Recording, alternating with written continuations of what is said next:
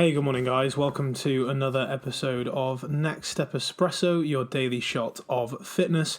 I am your host, as always, Johnny Landals from Next Step Nutrition, bringing you the podcast that helps you overcome the industry confusion and get results for life. Today, we're on episode 422. Now, in the book Switch, the authors relate the change-making process and compare that to a rider on an elephant. So imagine you right now are riding an elephant. Probably a bit hard to imagine. Maybe some of you have done it out in Thailand. I know it's quite popular. I myself have never done it. But imagine this now, that you as the rider are the logical brain, right? So you are the thinking part of your head. And you can control and direct the elephant sometimes, somewhat.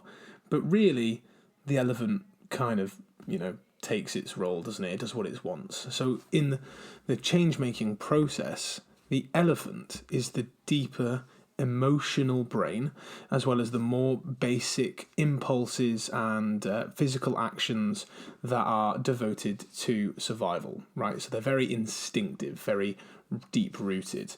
The rider, the thinking, logical brain, you can only direct it for so long, and not really so much.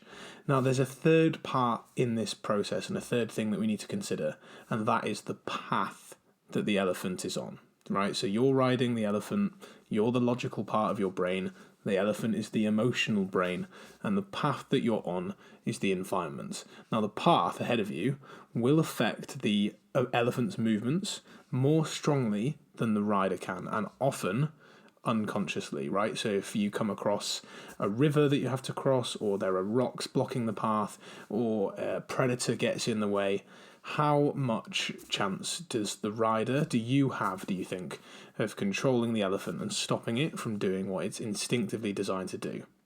Probably not a lot. However, this is often the mistake that we make. So our brain, the thinking brain, often tries to control the emotional elephant, which doesn't work when the logical brain is trying to force the emotional brain where it doesn't want to go. So let's say a lion crops up in the path, and you as the rider, the thinking brain, tries to force the elephant to go straight ahead. It's not going to work out to be a great thing, right? But this is the mistake we make in change-making processes all the time. We try to force our emotional, physical, instinctive side into places it doesn't want to go. So how can we then use our logical brain, to help us? How can we optimize its use while acknowledging the fact that our emotional brain and the environment have more parts to play in the change-making process than we would have liked? So really, rather than trying to force our elephant into places it doesn't want to go, we need to use our logical thinking brain as an observer and a guide who helps the emotional side of our bodies make the way safe. And really, the best way for this to happen is to use mindfulness. So a simple yet really, really powerful tool is just this ability to be fully present in the moment, right? Something good magically happens when you are able to notice and identify sensations, behavior, reactions, all without judgment. And this is that tool that we've talked about before, noticing and naming. What this does is it allows you to bring to your present mind what is actually going on, right? What are you feeling? What are you experiencing? What are you wanting to do? And therefore, you're able to simply observe and guide decisions because you're aware of where life might be taking you, right? So there are two parts of noticing and naming. There is the noticing, which is the observing of something, and then there is the naming, which is the describing and putting language or imagery to it. The beauty of this is that it happens before you decide how to respond. So, for example, maybe you are driving along, you feel stressed, you feel hungry, you feel a bit irritable. You notice then that you feel like hitting a drive-through and getting an extra large McDonald's takeaway.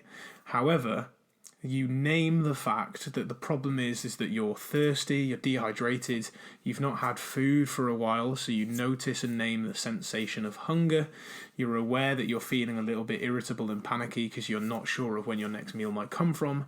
However, in the moment, because you've noticed how you're feeling, you've named it, you then decide to respond by driving just a bit ahead of that McDonald's and stopping at a service station instead for some other food options that maybe further suit your goals. So we can't always force our bodies to take the right turn. However, if we use notice and naming to observe what's going on without judgment and to observe and name how we feel and where our emotions and instincts want to take us, we can then guide using the logical brain by, taking notice of what's happening rather than trying to force it in the first place.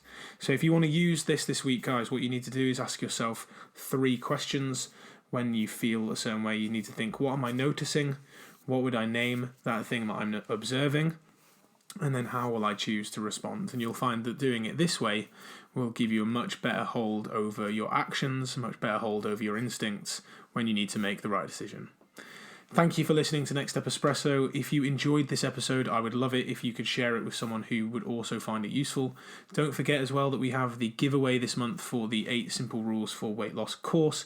And if you share an episode of Next Step Espresso from Spotify onto Instagram and tag Next Step Nutrition Limited into it and hashtag Next Step Espresso, you'll be entered into the draw to win a free spot on our digital walkthrough course, which has helped tons of people to get results and keep them off for life. Today, have a great rest of your Monday, and I'll see you tomorrow for another Daily Shot of Fitness.